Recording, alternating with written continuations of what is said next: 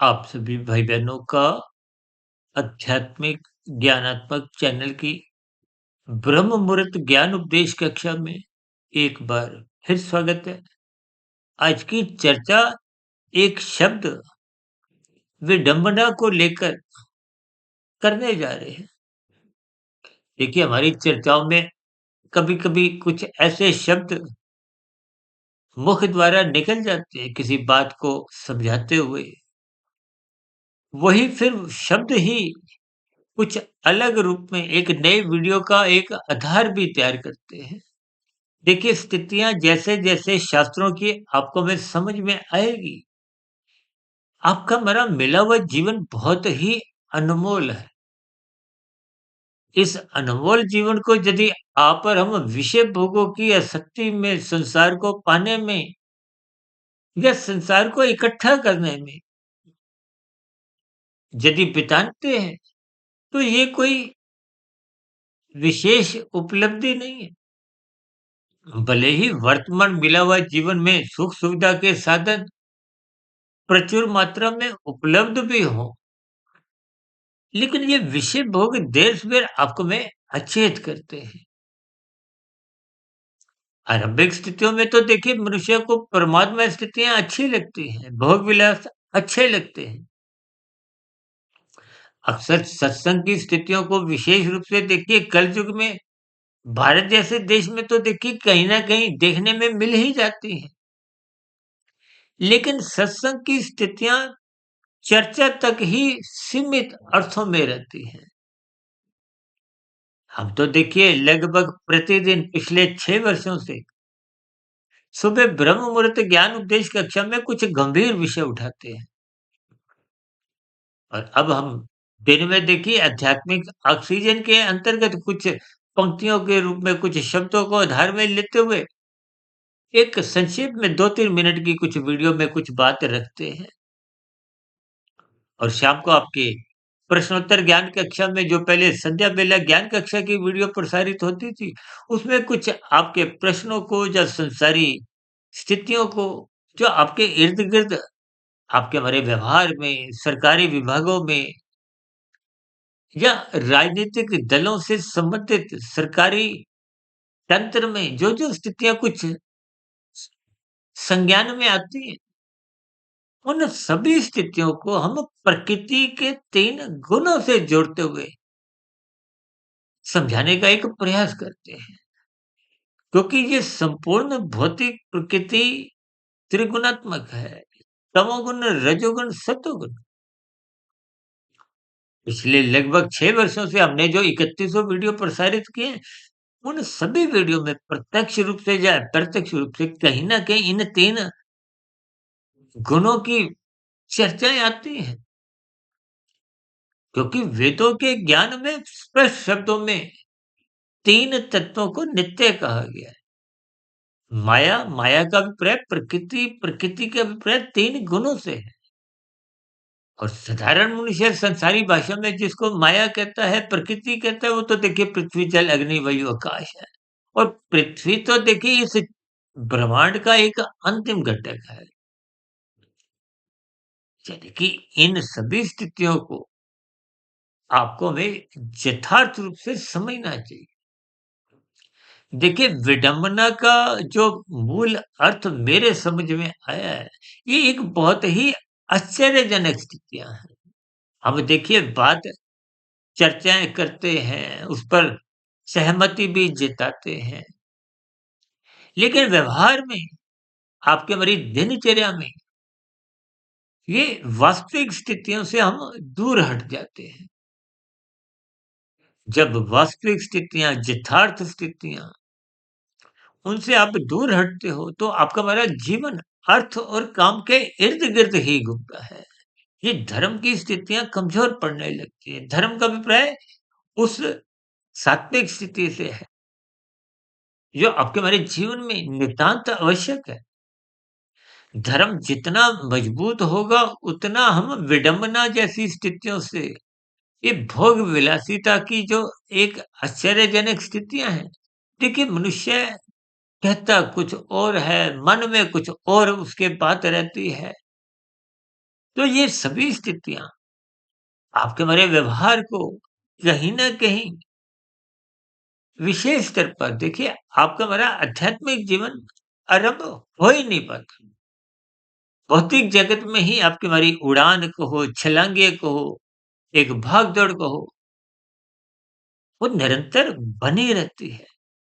आज 24/7 विषय भोगों की आसक्ति आपको हमें जकड़े हुए है। यही एक संसार की विडंबना है। यही एक आश्चर्य है कि हम यथार्थ ज्ञान से दूर होते जा रहे हैं। आपके हमारे 3 शरीर हैं, स्थूल शरीर, सूक्ष्म शरीर, कार्य शरीर और इन तीनों शरीरों का संबंध प्रकृति के 3 गुणों से है, तमोगुण, रजोगुण और सतोगुण। और शास्त्र तो स्पष्ट शब्दों में बार-बार कहते हैं, तमोगुण, रजोगुण बाँधते हैं, बंधनदायक है। मुक्तिदायक गुण केवल सत्वगुण को कहा गया है। इसलिए शास्त्रों में स्पष्ट शब्दों में कहा गया है, सत्संग करो, सत्संग करो। और हमारी चर्चाओं में तो इस शब्द को बार-बार कहा जाता है और कभी-कभी इस सत्संग रूपी शब्द से एक राजसी मनुष्य कभी-कभी नाराज़ भी हो जाता है।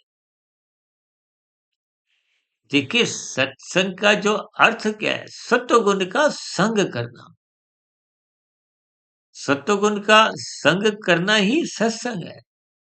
सत्य के साथ जुड़ना सत्संग है। यथार्थ स्थितियों में रहना सत्संग है और विडंबना की स्थितियों में जब आपका हमारा जीवन बीतने लगता है, यानी कि आप सच्चाई से दूर हटने लगते हो। देखिए, आपका हमारा स्थूल शरीर माता के गर्भ में 9 माह 9 दिन की जो स्थिति शास्त्रों में बताई गई है, उसके पीछे का कारण आपके हमारे भोग विषय है। देखिए, स्थितियों को आप जितना-जितना गंभीरतापूर्वक, ज्ञानपूर्वक, तर्कपूर्वक समझोगे, तो आपके हमारे जीवन में ये जो विडंबना की स्थिति है, जो आपके हमारे जीवन में एक परमात्मा से जुड़ने नहीं देती, ये संसार से ही जुड़ते हुए आपका हमारा अर्थ और काम, ये अर्थ का अभिप्राय धन से है, काम का अभिप्राय रजोगुण से है, आपकी हमारी भोग इच्छाओं से है। ये भोग इच्छाएँ गंध, रस, रूप, स्पर्श, शब्द की स्थितियाँ हैं। इन सभी स्थितियों को ही भगवान श्री कृष्ण जी ने गीता में अर्जुन के रथ के 5 घोड़ों की स्थितियों को आधार में लेते हुए, उन घोड़ों की लगाम को अपने हाथ में रखते हुए ज्ञान संदेश, ज्ञान उपदेश दिया है। संसार में देखिए इस गीता ग्रंथ में बहुत सी चर्चाएँ होती हैं, लेकिन ये शाब्दिक स्तर पर ही होती हैं। इनको यथार्थ रूप में आप और हम अपने जीवन में व्यावहारिक रूप में ढालते नहीं हैं। अभी मुझे ध्यान आ रहा है तकरीबन ढाई 3 वर्ष पहले हमने एक गीता, यूँ तो हमने देखिए गीता पे बहुत सी वीडियो बनाई है। हमारी तो देखिए ये 3100 वीडियो भी गीता कहो, वेद कहो, उपनिषद कहो, पुराण कहो, विभिन्न दर्शन शास्त्र किसी भी देखिए शास्त्रीय ग्रंथ मूलभूत रूप से 3 ही तत्वों की चर्चाएँ करते हैं। प्रकृति के 3 गुण तमोगुण, रजोगुण, सतोगुण जो नित्य हैं, जड़ है। अभी कुछ रोज पहले ही हमने देखी जड़, चेतन और परम चेतन पे भी एक चर्चा रखी थी, ब्रह्म मुहूर्त ज्ञान उपदेश कक्षा में, कि माया के 3 गुण नित्य हैं लेकिन जड़ है। जड़ का अभिप्राय एक यंत्र से है और यंत्र का तो स्वभाव होता है। अब मेरे घर में देखिए फ्रिज है तो फ्रिज का स्वभाव उस जल को ठंडा करने का है और गीजर है तो गीजर का स्वभाव क्या है? पानी को गर्म करने का। ये दोनों यंत्र जड़ है। जड़ में देखिए कोई अपनी इच्छा नहीं होती। उस फ्रिज को, गीज़र को आप इस्तेमाल करो तो भी अपने वो व्यवहार वही दिखाएगा। कोई दूसरा, तीसरा, चौथा कोई भी मनुष्य उसका प्रयोग लेगा, वो अपना स्वभाव बदलता नहीं है।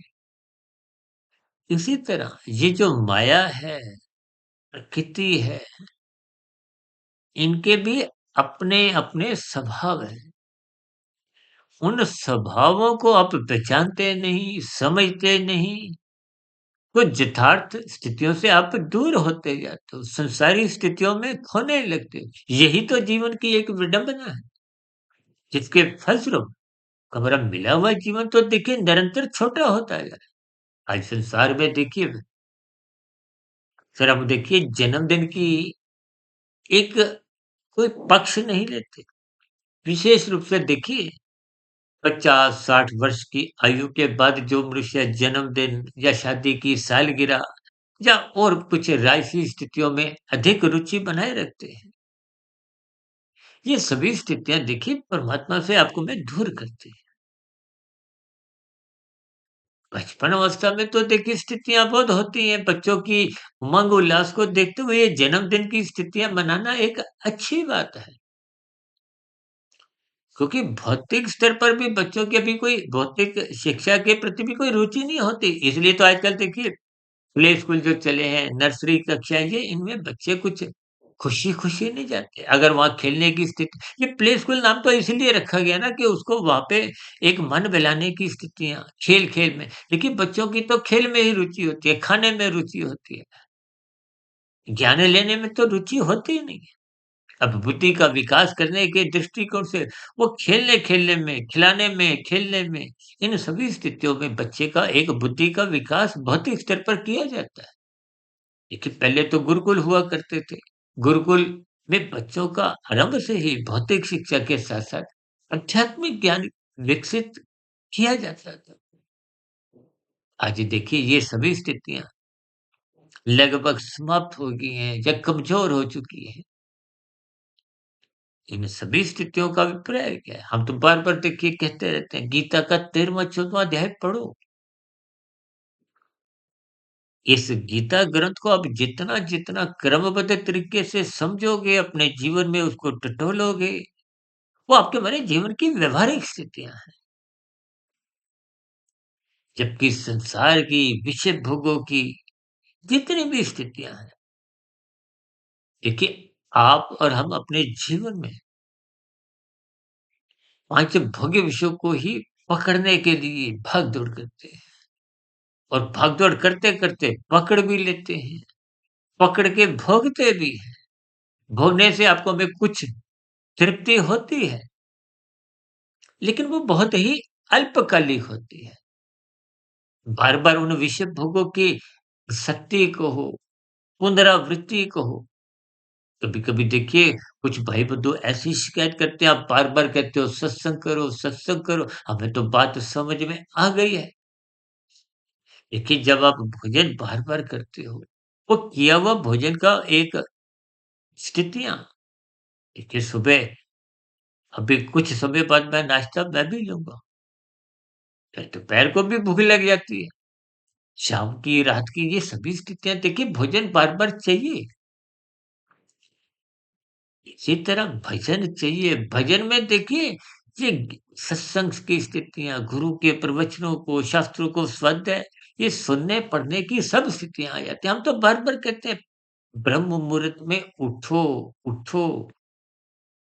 ब्रह्म मुहूर्त में उठने का स्वभाव जगाना ही तुम्हारे जीवन की एक बहुत बड़ी उपलब्धि है। परमात्मा की प्रेरणा से, गुरुओं के आशीर्वाद से कुछ स्थितियाँ जीवन में ऐसी बनी कि पिछले लगभग 27, 28, 29 वर्षों से मैं 1 डेढ़ 2 बजे उठने का अपना एक स्वभाव सा बन गया है।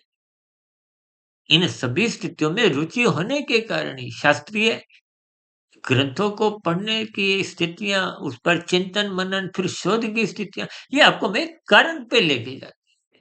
देखिए कार्य जगत में जब तक आप खोए रहते हो उसके कारण को यदि आप समझते नहीं, भौतिक जगत में भी देखिए जितने आविष्कार होते हैं, वो आविष्कार करने वाले इंसान भी तो देखिए कारण की खोज में कर आज आपके हमारे जीवन में जो मोबाइल है, ये लैपटॉप है, मेरी वीडियो आप तक पहुँचती है और भी देखिए विभिन्न प्रकार की स्थितियाँ हैं।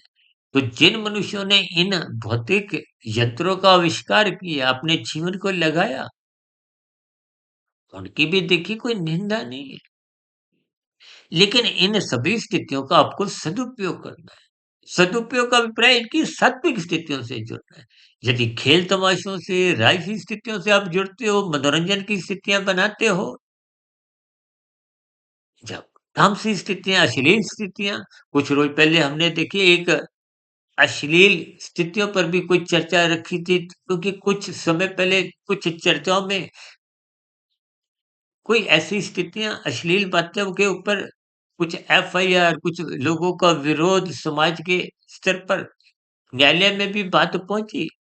तो हमने उसके ऊपर भी देखिए 2-3 टिप्पणियाँ एक वीडियो के रूप में की थी। देखिए, इन सभी स्थितियों को हम बार-बार आपको एक विनती के रूप में कहते रहते हैं कि प्रकृति के गुणों को समझो।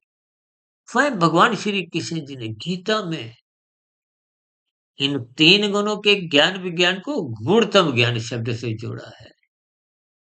ये गूढ़तम ज्ञान बहुत ही रहस्यमय है और इस रहस्यमय ज्ञानमय स्थितियों को ही परमात्मा की प्रेरणा से, गुरुओं के आशीर्वाद से एक सूत्र को ध्यान में रखते हुए 1, 10, 100, 1000 को हम आधार लेते हुए हमने आज तक देखिए 3100 वीडियो प्रसारित किए। 1 का अभिप्राय तमोगुण, 10 का अभिप्राय रजोगुण, 100 का अभिप्राय सतोगुण और 1000 का अभिप्राय विशुद्ध सतोगुण। लेकिन जब 1000 का नोट प्रचलन में था उन दिनों गुरुओं के आशीर्वाद से ये सूत्र बन सा गया। जैसे आप 1 के सिक्के से अधिक महत्व किसको देते हो? 10 के सिक्के को। 10 के सिक्के से भी अधिक महत्व किसको देते हो? 100 के नोट को। और 100 के नोट से भी अधिक महत्व 1000 के नोट को, जो अब प्रचलन में नहीं है। देखिए, पहले 1000 का नोट भारत में प्रचलन में था। फिर 2000 का नोट आ गया, 1000 का नोट बंद हो गया। तो हमने देखिए 2000 के नोट को या 1000 का नोट समझाते हुए चर्चा रखते थे। फिर 2000 का नोट भी अब प्रचलन से बाहर है, 500 का नोट। देखिए, स्थितियों को क्रमबद्ध तरीके से समझना चाहिए।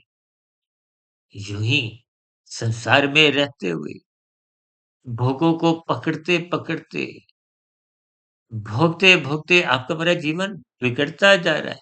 बिगड़ता तब है जब आप भोग विषयों की आसक्ति धर्मानुसार भी कर लेते हो तो भी जीवन बिगड़ता है। तो शरीर के स्तर पर रोगग्रस्त स्थितियाँ बनती हैं, जो मन बुद्धि के स्तर पर सत्संग करने नहीं देती। और यदि भोग विषयों की आसक्ति आपको भोगने से साथ-साथ छीनने में भी लगाती है, तो छीनना ये एक तामसिक वृत्ति है, जिसके अंतर्गत कानून का भी उल्लंघन होने लगता है। शास्त्र विरुद्ध भी पाप कर्म होने लगते हैं। यानी कि दोनों ही स्थितियों से कर्माशय बिगड़ने लगता है।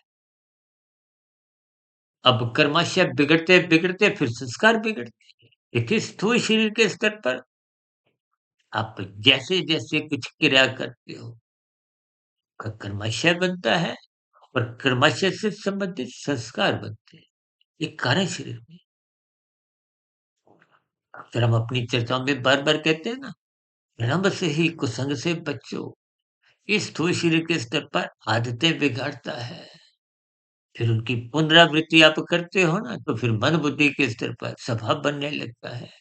मन बुद्धि की स्वीकृति रजामंदी होने पे फिर वो उनको कार्यशील में जाने का एक रास्ता मिल जाता है, संस्कार बनने लगते हैं और संस्कार जितने गहरे बन जाते हैं कि ना समाज में हत्या, बलात्कार जैसे ये जो एक निकृष्ट जघन्य अपराध जो होते हैं, वो बहुत ही भयानक बुरे संस्कारों का परिणाम होता है।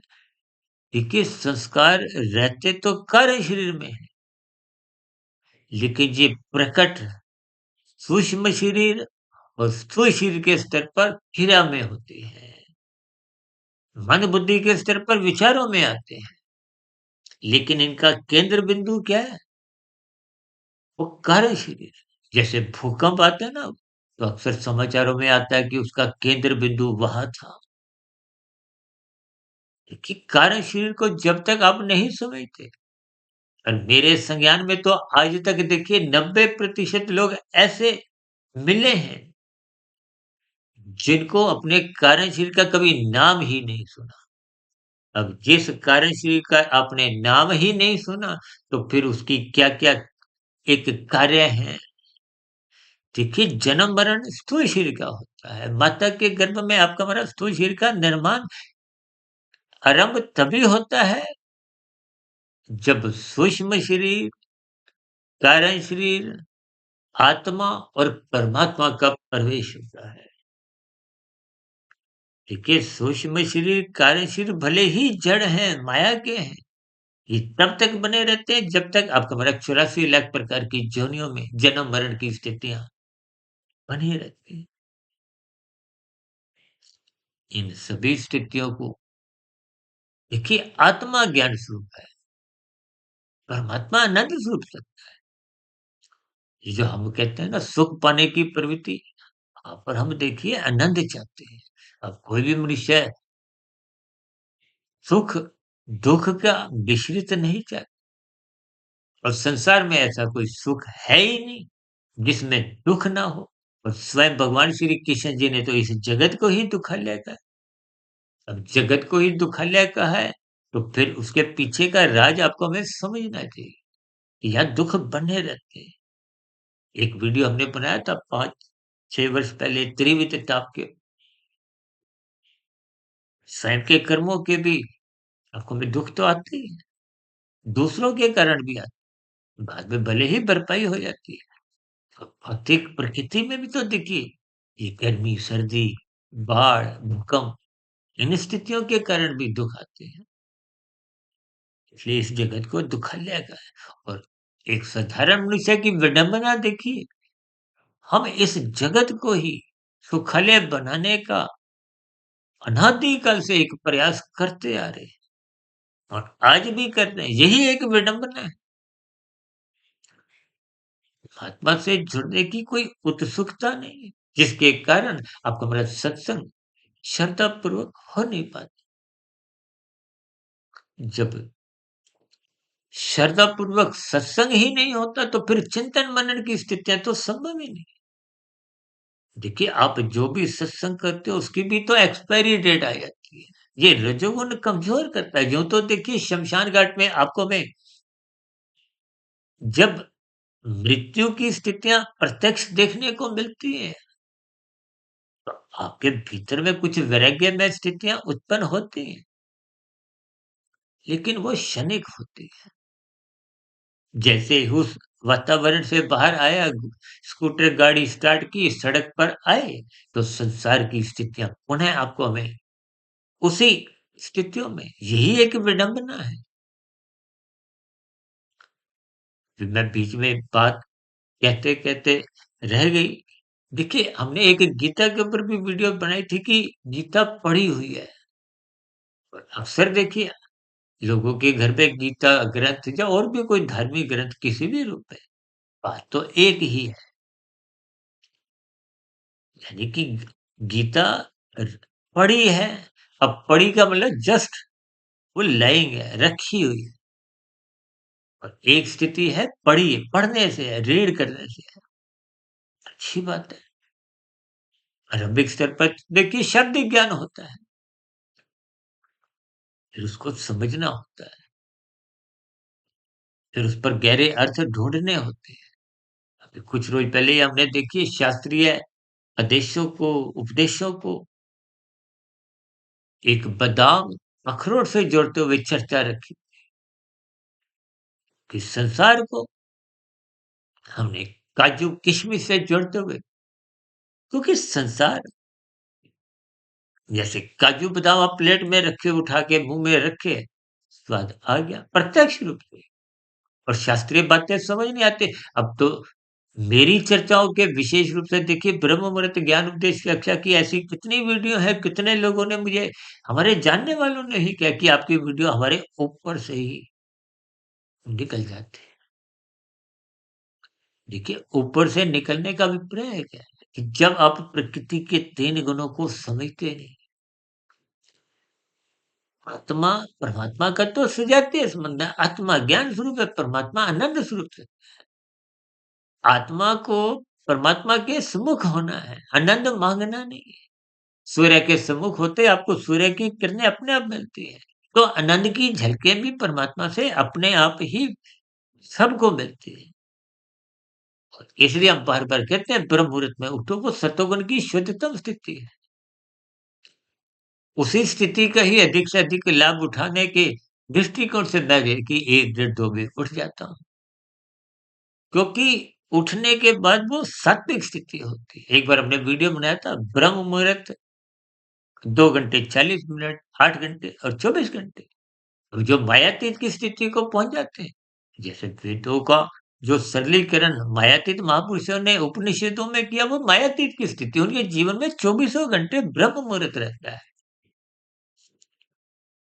इसलिए हम सभी भाई-बहनों को ब्रह्म मुहूर्त में उठना चाहिए। ये सूर्य निकलने से पूर्व के जो 2 घंटे 40 मिनट की स्थिति है।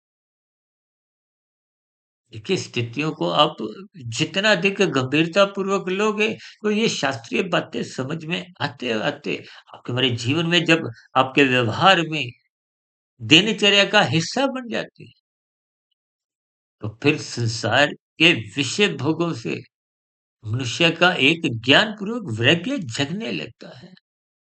तो ये वैराग्य ही देखिए सर्वप्रथम मनुष्य जो छीना-झपटी करता है, कानून का उल्लंघन करता है, शास्त्र विरुद्ध पाप कर्म करता है, उसके पीछे का कारण ज्ञान के अभाव है, सत्संग का अभाव है, अज्ञानता की स्थितियाँ हैं।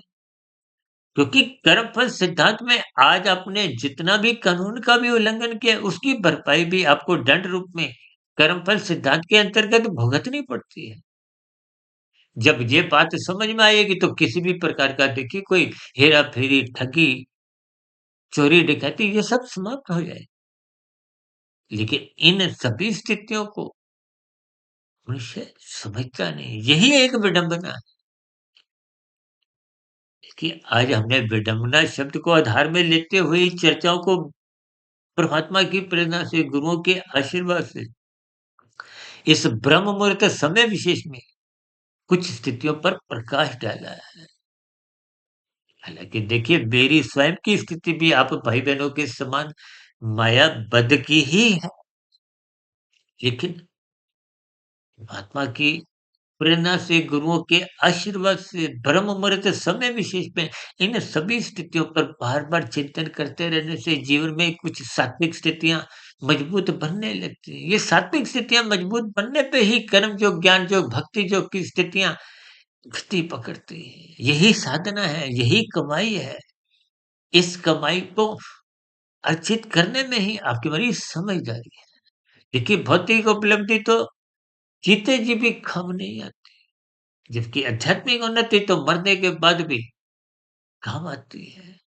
पुनः मनुष्य योनि का अवसर मिलता है, साधना करने का अवसर मिलता है और मनुष्य कम से कम अधोगति से नीचे की जो 80 लाख प्रकार की योनियाँ हैं, दंडमय योनियाँ।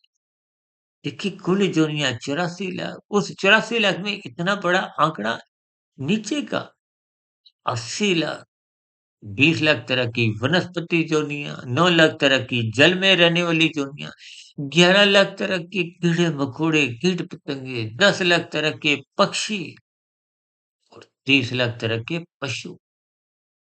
इन योनियों में तो तभी जाना पड़ता है जब आपका मिले हुए जीवन में मरते समय कर्मशः पाप कर्मों का अधिक होता है। देखिए, इन सभी स्थितियों को आपने गंभीरतापूर्वक समझना है, इन पर विचार करना है। जैसे-जैसे इन सभी स्थितियों पर आप विचार करोगे देखिए हमारी वीडियो में भी कोई नया ज्ञान नहीं है। शास्त्रों में वेदों, उपनिषद, पुराण कोई नया ज्ञान नहीं है। गीता में भी कोई नया ज्ञान नहीं। ये ज्ञान आपके भीतर आत्मा को पहले से ही है। हालाँकि कभी-कभी इस मेरे वाक्यों पे कुछ लोग आपत्ति भी करते हैं। लेकिन आत्मा तो देखिए ज्ञान स्वरूप पहले ही है। ये भोग विषयों की आसक्ति, ये 24/22 विषय भोगों की आसक्ति, रजोगुण, तमोगुण की स्थितियाँ, ये आपके हमारे ज्ञान को बाधित करते हैं, कमज़ोर करते हैं। तो आप परमात्मा से विमुख हो जाते हैं। देखिए जब संसार के सम्मुख आप 50% से अधिक आत्मा का सम्मुखता बन जाते, तो परमात्मा से विमुखता बन जाती। इन सभी स्थितियों को आप ज्ञानपूर्वक समझिए अपने जीवन को सात्विक बनाइए। ब्रह्म मुहूर्त में उठते हुए दिन में जो राजसी स्थितियाँ, विषय भोगों की आसक्तियाँ जो आपके इर्द-गिर्द घूमती हुई आपको में उन विषय भोगों को भोगने के लिए उत्तेजित करती हैं, प्रोत्साहित करती हैं। उन स्थितियों से आप और हम तभी बच पाते हैं जब आप ब्रह्म मुहूर्त में उठकर ऐसी सात्विक स्थिति मजबूत करते हो। दिन में लड़ने की स्थितियाँ बनी रहती हैं, तो फिर आप जीवन में जीत जाते हो। ये विषय जो नहीं जीतने के लिए मिली है, इसलिए इन सभी स्थितियों को ज्ञानपूर्वक समझते हुए अपने जीवन के लक्ष्य को पहचानें, परमात्मा से जुड़ने के लिए अपने जीवन को सात्विक बनाएँ। ऐसी सभी सात्विक शुभ स्थितियाँ आपके जीवन में भी बने। इन्हीं शुभकामनाओं के साथ चर्चा विशेष का यहीं विराम देते हैं। दिन में आध्यात्मिक ऑक्सीजन के लघु ज्ञान संदेश में शाम को सर्व कल्याण वृक्ष की प्रश्नोत्तर ज्ञान कक्षा में फिर मुलाकात होगी। तब तक सुधीर भाटिया फकीर को इजाजत दें। फिर भी वीडियो संबंधित कोई बात आपको समझ नहीं आई हो, कोई मेरी ही कही गई बातें आपको तर्क संगत सही नहीं लगी हो, आपके मन में कोई प्रश्नों के साथ-साथ कोई सुझाव हो या मेरी कही गई बातों पर कोई आपकी आपत्ति हो, इन सभी स्थितियों का नीचे दिए गए कमेंट्स बॉक्स पर सदा ही स्वागत। इस चर्चा विशेष को ध्यानपूर्वक, धैर्यपूर्वक और गंभीरतापूर्वक सुनने के लिए आप सभी भाई-बहनों का बहुत-बहुत धन्यवाद।